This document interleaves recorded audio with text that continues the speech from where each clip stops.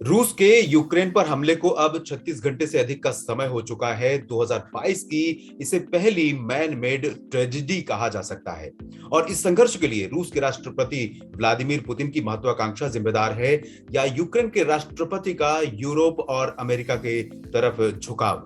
इन सभी मुद्दों पर बहुत सारी चर्चाएं हो रही हैं और ये चर्चा का विषय है भी। लेकिन आज इंडिया.com पर हम एक अलग पहलू पर बात करेंगे। तीन मुख्य बिंदु हैं जिन पर बात करने के लिए हमारे साथ हैं रक्षा विशेषज्ञ कमर आगा। सर, आपका बहुत बहुत स्वागत है इस शो में। और हम चर्चा करेंगे कि क्या तीन मुद्दे हैं जिन पर मैं चर्चा करना चाहता हूं, जिसमें एक है कि इस युद्ध के दौरान, युद्ध के बाद क्या जियोपॉलिटिकल सिचुएशन बदल जाएगी, और दूसरा कि रूस का यूक्रेन का साथ देने का दावा करने वाले तमाम देश, चाहे वो यूरोप के हो या अमेरिका हो, इन देशों की रणनीति क्या अब बदल गई है, जिन्होंने कहा था कि रूस पर सीधे हमले करेंगे, और तीसरा है कि भारत इसमें कहां स्टैंड करता है। तो सर, आपसे सबसे पहला सवाल मेरा ये है कि युद्ध के दौरान और युद्ध के बाद क्या दुनिया की जियोपॉलिटिकल सिचुएशन बदलती हुई नजर आ रही है? बहुत बड़ा चेंज आ रहा है दुनिया के अंदर जी। और ये इस तरह की जो कोल्ड वॉर मेंटालिटी है या जो पॉलिसीज हैं बड़े देशों की डोमिनेट करने की, छोटे मुल्कों के ऊपर अपनी हेजिमनी बनाने की, ये अब नहीं चल सकती। जी, ये नहीं चल सकती। जागरूकता बहुत आ चुकी है। अफ्रो एशियन, लैटिन अमेरिकन देशों में आप देखिए किस तरह से डिमॉन्स्ट्रेशंस हो रहे हैं, फ्रीडम कन्वॉयज निकल रहे हैं, कहीं कुछ हो रहा है, कहीं कुछ हो रहा है। और दूसरी बात ये कि यूरोप को तो एडिक्टेड है वॉर से। पहले खुद लड़ता रहा फर्स्ट वर्ल्ड वॉर में, सेकेंड वर्ल्ड वॉर लड़ी, मिलियंस ऑफ पीपल उसमें मरे। फिर उसके बाद जंग का सारा थिएटर शिफ्ट हो गया एशिया अफ्रीका में। हमने देखा वियतनाम में इंडो चाइना की जंग देखी, फिर उसके बाद कोरियन देखी जंग, फिर उसके बाद हमने अभी रिसेंटली देखा Iraq, Afghanistan. Millions of people in सब जंगों में लड़े और कोई हासिल उसूल कोई खास बड़ा नहीं हुआ अमेरिकन को या पश्चिमी देशों को या दूसरे देशों को। इजराइल की जंग देखी हमने, सिर्फ एक जंग में कामयाबी हुई है अब तक हुई है, वो 71 की जंग थी पाकिस्तान के साथ जिसमें बांग्लादेश बन गया जी। क्योंकि वो जस्ट वॉर थी, मेरा मानना ये था, इसलिए उसमें जीत हो गई जी। ये हेजिमनी एस्टैब्लिश करने का जो कंसेप्ट है ये अब जनता को एक्सेप्ट नहीं, जनता में जागरूकता आ चुकी है जी। ये मैं समझता हूँ कि ये जो जंग हुई है इस वक्त यूक्रेन में, वो भी इसी वजह से हुई कि रशिया दोबारा से एक बड़ी शक्ति के रूप में इमर्ज कर रहा था, मिलिट्रीली भी, और फिर टेक्नोलॉजिकल जो गेन उसने किया है इस पूरे रीजन में, वो भी एक बड़ा कारण बन गया था उसके लिए। यूरोप को ये खतरा लगने लगा था अमेरिका को, अगर जो है चाइना, रशिया जो है एक बड़ा मार्केट शेयर कहीं न कब्जा कर ले आने वाले समय में, तो ये भी एक बड़ा खतरा उनको लग रहा था। टेक्नोलॉजीज जिस तरीके से डिफेंस सेक्टर में और नई जो उसने हाइपरसोनिक मिसाइल्स का जो डेवलपमेंट और ये सब किया, ये खतरा। लेकिन मुझे नहीं लगता कि रशिया को ये लोग कोई भी दबा पाएगा। रशिया बहुत शक्तिशाली देश है, ईरान को नहीं कर पाए, इतने सैंक्शंस लगे, बाद में अभी ईरान से बात कर रहे हैं, उसको फिर से न्यूक्लियर डील उससे साइन करने की बात हो रही है, हो सकता है कुछ ही दिनों में हो जाए। उसका सबसे बड़ा कारण ये है कि रशिया के ऊपर ऑयल सैंक्शन लगाएंगे तो वो चाहते हैं कि ईरान का तेल तब तक मार्केट में आ जाए ताकि ऑयल प्राइस बनी रहे। अमेरिकन बहुत समझते ऑयल प्राइस पे कंट्रोल रखते हैं। ये चीजें अब नहीं चलेंगी। अब ये है कि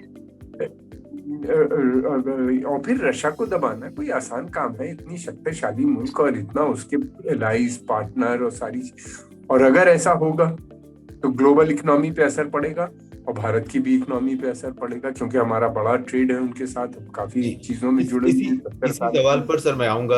पहले एक सवाल इससे जुड़ा हुआ है, जो पहला सवाल था कि यूक्रेन के ऊपर जब से रशिया ने ये कहा था कि हम अटैक कर सकते हैं, या जब से ये माहौल बनना शुरू हुआ था, उस दौरान से अमेरिका हो या फिर यूरोप हो या फिर नाटो संगठन हो, ये सभी कह रहे थे कि अगर रूस का सीधा अटैक होता है यूक्रेन पर तो कहीं ना कहीं हम भी इन्वॉल्व हो सकते हैं और यूक्रेन को लग रहा था कि पूरा सपोर्ट उसे वेस्टर्न कंट्रीज से मिलने वाला है।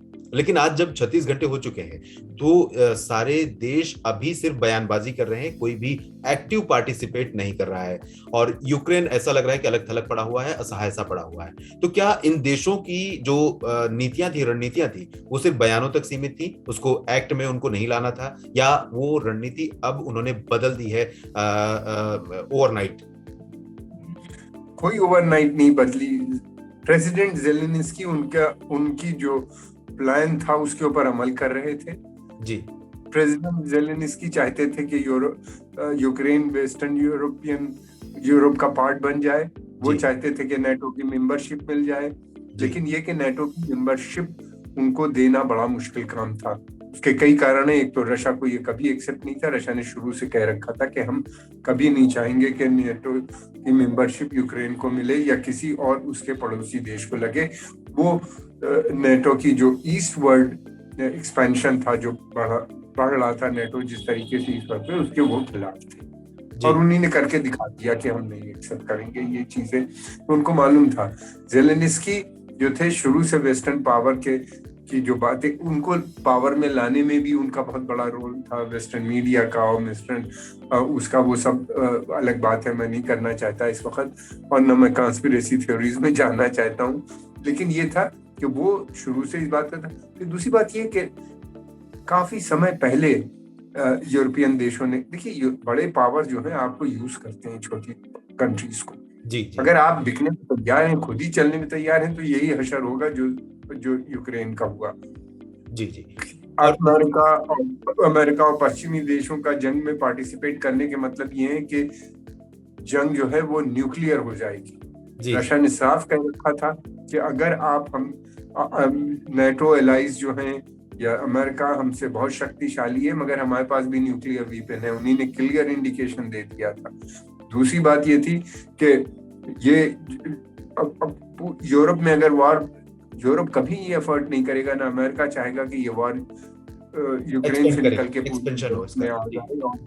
उसमें कितना डेथ एंड डिस्ट्रक्शन होगा, म्यूचुअल डिस्ट्रक्शन, सब तबाह बर्बाद हो जाएंगे, पूरा यूरोप खत्म हो जाएगा। तो ये तो कभी कोई यूरोप प्री इंडस्ट्रियल एज में दोबारा से पहुंच जाएगा अगर इस तरह की वॉर हुई। यूक्रेन की बातें समझ, देखिए प्रॉब्लम ये है कि यूक्रेनियन प्रेसिडेंट जो है जेलेनिस्की साहब, ये बड़े अच्छे एक्टर हैं, कॉमेडियन है, मगर ना समझ है। अभी पॉलिटिकल समझ जो होनी चाहिए उसमें कहीं ना कहीं लैग करते हैं। हालांकि यूक्रेन की जनता कभी नहीं चाहती थी कि रशिया से कोई जंग हो, न रशियन जनता चाहती थी, वहां पे भी डिमांड। ये दोनों ब्रदरली कंट्री कहलाते हैं। बिल्कुल बिल्कुल। ये लोग स्लावियन पीपल हैं, दोनों स्लावियन पीपल हैं, दोनों के कल्चर, खान पान और तहजीब जो एक ही है। फिर उसके अलावा ये भी है कि ये लोग दोनों जो है ऑर्थोडॉक्स चर्च से जुड़े हुए हैं, क्रिश्चियनिटी के, तो बहुत ज्यादा सिमिलैरिटी है। शादी ब्याह पान सब चीजों में कॉमन है, और बड़ी संख्या में लोग वहाँ रशियन बोलते भी हैं और रशियन मूल के भी लोग वहाँ पे बड़ी संख्या में हैं। इस पॉलिसी से जो यूक्रेन ने अडॉप्ट की, उस यूक्रेन का बहुत नुकसान हुआ। 2 प्रांत अलग हो गए, डोनेट्स्क का दूसरा वाला जो था लुहांस्क। फिर उसके अलावा क्राइमिया पे रशिया ने कब्जा कर लिया। अब रशिया ने उनकी सेना को वर्चुअली डिसेबल करे दे रही है, और जब तक डिसेबल होगी, दो दिन के अंदर डिसेबल होगी, वो रोक भी देंगे इस मिशन को, या क्या होगा फ्यूचर तो मैं नहीं जानता, लगता है सही है। किसी के रशिया का कोई प्लान ऑक्युपाई करने का नहीं है। वो जानता है ऑक्युपाई करने के मतलब अफगानिस्तान बन जाएगा, और वहां से फिर निकलना, ऑक्युपाई करना आसान है लेकिन निकलना बड़ा मुश्किल होता है। हमने देखा अमेरिका के साथ क्या असर हुआ है अफगानिस्तान जैसी छोटी से मुल्क में, या इराक जैसे कंट्री के अंदर, और फिर रशिया के लिए यूक्रेन में बन जाएगा। हालांकि पश्चिमी पावर्स, लगता है ऐसा है, बहुत से लोगों का मानना ये है कि वो चाहते हैं कि यूक्रेन एक दूसरा अफगानिस्तान बन जाए जहां रशिया लंबे समय तक फंसा रहे। जो रशिया का डेवलपमेंट है वो हैम्पर हो जाएगा। जी, लेकिन रशिया का जो मोटिव है इसके पीछे, वो कहीं ना कहीं सिर्फ ये है कि सत्ता परिवर्तन यूक्रेन में कर दिया जाए, और जिस तरह की रशिया की पॉलिसीज हैं यूक्रेन को मनवाने की, वो वहां पर लागू होना शुरू हो जाए। यही मेंटेलिटी रशिया की इसके पीछे है। हाँ हाँ, बिल्कुल आप सही कह रहे हैं। रशिया देखिए, रशिया की एक मुश्किल ये है कि वो नेटो को वहां नहीं आने देगा। जो भी देश वहां पे या दूसरे कंट्रीज में पास के जो देश हैं वहां पे भी वो नहीं चाहेगा कि नेटो का एक्सपेंशन हो, तो वो रिजीम चेंज के लिए दे विल गो। अच्छा, दूसरी बात ये, मैं एक बात साफ कर दूं कि ये रिजीम बहुत पॉपुलर नहीं है वहां। ये रिजीम जो ज़ेलेंस्की की है, ये यूक्रेन में बहुत पावरफुल नहीं है। इसकी बहुत ज्यादा सब शुरू में थी, इन्हीं ने बड़ी बड़ी वादा किया था, ये पावर में तो आ गए। आने के बाद इन्हीं ने फौरन दूसरा एजेंडा शुरू कर दिया, रशिया बैशिंग कर दी, जो कि यूक्रेनियन नहीं चाहते थे। अब ये है कि ये रिजीम चेंज कराएं, लेकिन देखिए एक मुश्किल ये है कि जब कोई बाहर का मुल्क चाहता है कि रिजीम चेंज करें, अमेरिका ने पॉलिसी ऑफ कंटेनमेंट अप्लाई किया, फिर उसके बाद सैंक्शंस लगाए, फिर उसके बाद रिजीम चेंज की बात की इराक में, और दूसरी रिजीम तो चेंज कर दी, मगर वो रिजीम जो बदली वो अमेरिकन इंटरेस्ट को नहीं सर्व कर पाई। अब अगर रशियन ये सोच रहे हैं कि हम रिजीम चेंज कर देंगे वहां के ऊपर और प्रो रशियन रिजीम बना देंगे, तो वो ऐसा आसान नहीं है। मैं समझता हूँ कि ये बातें जो होती हैं, ये बहुत दिनों से लोग कोशिश कर रहे हैं, लेकिन अब ये 21st सेंचुरी में संभव नहीं है। पहले भी नहीं हुआ, तो अब तो और भी नहीं संभव है।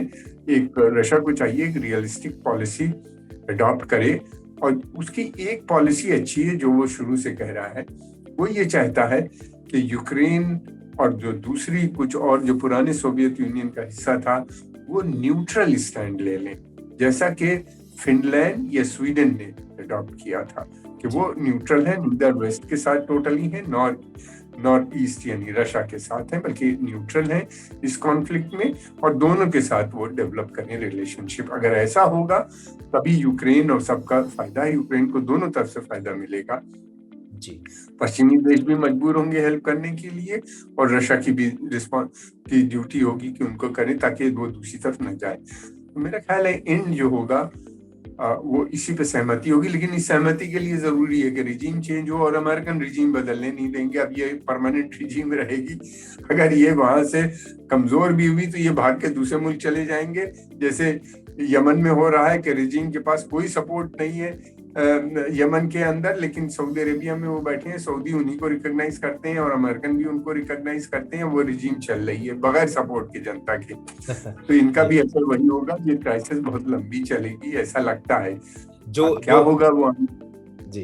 जो एस्पेक्ट आपने छेड़ा है इसी से जुड़ा सवाल है कि भारत का स्टैंड कहां पर है।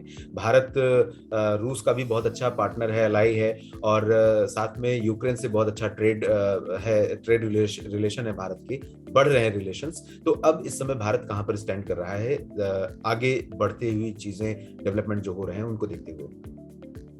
देखिए, ये जो जंग हो रही है इसका सीधा असर भारत पे पड़ेगा दो तरीके से। एक, तेल की कीमत ऑलरेडी $110 प्लस होती जा रही है जी, इकोनॉमी पे हमारे असर पड़ रहा है सिर्फ जंग होने से जी। और अगर सैंक्शन तेल के ऊपर जैसा बाइडेन साहब ने कहा लगा दिए तो आप इस पे $30 और जोड़ दीजिए। सिर्फ रशियन ऑयल अगर मार्केट में नहीं आएगा तो 20-30% तेल का दाम बढ़ जाएगा। हालांकि रशिया का प्लान ये है कि ईरान से संधि कर लो, अब ईरानियन ऑयल को मार्केट में ले आओ ताकि ये रशियन ऑयल की जो पूर्ति वो पूरा कर दे, जो कमी होगी उसकी भरपाई हो जाए जी। लेकिन ये सब चीजें पेपर पे होती हैं, इनका इम्प्लीमेंट करना, तेल को इतनी जल्दी मार्केट में लाना बहुत समय लगता है। ठीक है ऐसा आसान नहीं होता। रशिया जो है 1 सेकंड में पाइपलाइन खोलता है, तेल वेस्टर्न यूरोप में चला जाता है। या रशिया ने अगर सैंक्शन लगने से पहले ही तेल की सप्लाई यूरोप को बंद कर दी तो यूरोप का क्या असर होगा? 30-40% तेल की डिपेंडेंस है ये वेस्टर्न यूरोप की रशिया के ऊपर जी। रशिया यूरोप की इकोनॉमी भी असर कर जाएगी, बुरी तरह अफेक्टेड हो जाएगी। ज्यादातर घर जो हीटिंग सिस्टम है वो रशियन गैस से होती है। तो ये चीजें आप खोल तो सकते हैं, अनलीश कर सकते हैं, इनको कंटेन करना फिर दोबारा से मुश्किल हो जाता है। जंग के लिए यही प्रॉब्लम होती है कि क्या बाद में होगा ये नहीं पता। रिजीम चेंज आपने कर दिया अफगानिस्तान में, अफगानिस्तान आपके इंटरेस्ट को नहीं सर्व कर पाया। इराक में रिजीम चेंज कर दिया, आपके इंटरेस्ट को इराकी नहीं सर्व कर रहे हैं। ठीक है, आपने ईरान के अंदर इतने सैंक्शन लगाए, अब बाद में बात कर रहे हैं आप उनसे, सैंक्शन ईरान ने बात नहीं की, बड़ी कोशिश की ट्रम्प एडमिनिस्ट्रेशन ने, कहा कि फोर्स किया कि हम, जो बहुत शोरगुल से उन्हीं ने कहा था कि हम जो उनका न्यू मिसाइल प्रोग्राम है वो उनको खत्म करना पड़ेगा, जो उनका रीजन में बिहेवियर है यानी सपोर्ट शिया मलेशियास को वो बंद करें, नहीं कर पाए। ईरान ने कंटिन्यू किया, बल्कि और ज्यादा बढ़ा दिया अपना इनरिचमेंट, 60% करने लगे, कहाँ 3-4%, अब 60% कर रहे हैं। उनकी सपोर्ट हुती मलेशिया को, शिया मलेशियास को, हिजबुल्लाह को उससे ज्यादा उन्हीं ने ज्यादा स्ट्रॉन्ग बना दिया इस पीरियड में। तो रशिया तो और ज्यादा पावरफुल कंट्री है, उसको इस तरह से भारत के लिए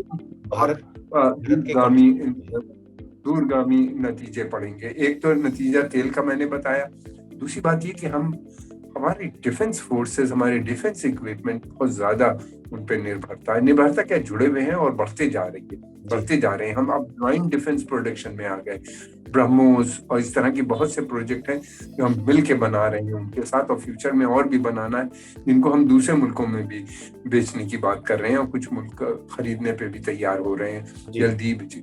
हमारा टाई अप है और रशिया हमारा बहुत टाइम टेस्टेड फ्रेंड भी रहा है हमेशा, चाहे 71 की जंग हो बांग्लादेश वाली, उसमें खुल के साथ दिया, इवन 62 में भी हमारा साथ दिया उन्हीं ने, और फिर उसके अलावा लगातार हमारी जो पुरानी पब्लिक सेक्टर कंपनीज हैं उसमें जो टेक्नोलॉजीज आई थी स्टील की है। जी, तो बिल्कुल आपने ठीक कहा। और भारत की जो पॉलिसी है यूक्रेन या रशिया को लेकर, वो कहीं ना कहीं एज इट इज बनी हुई है। उसमें भारत अभी कोई ऑफेंसिव रुख नहीं अपनाना चाह रहा है, जहां तक समझ में आ रहा है, और यही भारत के लिए बेहतर भी होगा।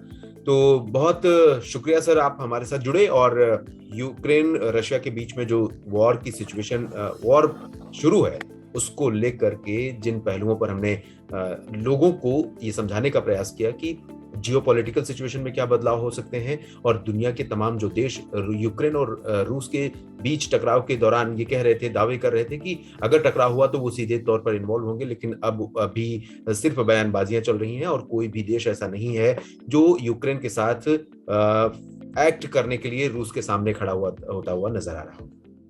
तो शुक्रिया सर आपका हमारे साथ जुड़ने के लिए। हम आपके साथ फिर से जुड़ेंगे, और यूक्रेन और रशिया के साथ ये टकराव जल्द समाप्त हो, हमारी आशा यही है, अपेक्षा यही, क्योंकि आम लोग इससे पीड़ित होते हैं, आम लोग प्रभावित होते हैं। नेताओं की महत्वाकांक्षाएं अपनी जगह पर हैं। मैं एक चीज कहना चाहता था, कहने से जी बिल्कुल सर, मैं ये कहना चाहता था कि भारत की रिस्पॉन्सिबिलिटी बढ़ जाती है, क्योंकि भारत की दोस्ती तीनों देशों से है, पश्चिमी देशों से, यूरोप अमेरिका से, यूक्रेन से, और क्या कहते हैं रशिया से। जी, तो भारत को मैं समझता हूँ भारत को चाहिए कि एक तो तरफ रशिया को समझाए कि जंग से ऑब्जेक्टिव नहीं पूरे होंगे, दूसरी तरफ अमेरिकन एंड यूरोपियन को भी समझाए कि भैया जो तुम जंग लड़ रहे हो इससे सीधा असर हम सबकी इकोनॉमी पे पड़ेगा, इसको तुरंत बंद करो और तुम भी इफेक्टेड हो जाओगे।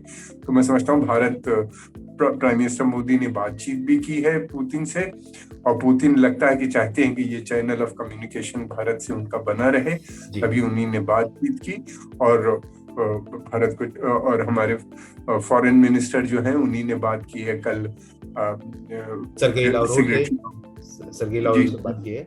जी उन्हीं ने बातचीत की है अमेरिकन सेक्रेटरी ऑफ स्टेट से, ब्लिंकन से, और लोगों के भी टच में भारत है। तो भारत एक बड़ा रोल प्ले करना चाहिए और कोशिश करनी चाहिए कि ये मसले को हल हो, लेकिन ये कहाँ तक होगा ये आने वाला समय। Thank you so much sir, thank you हमसे जुड़ने के लिए। धन्यवाद।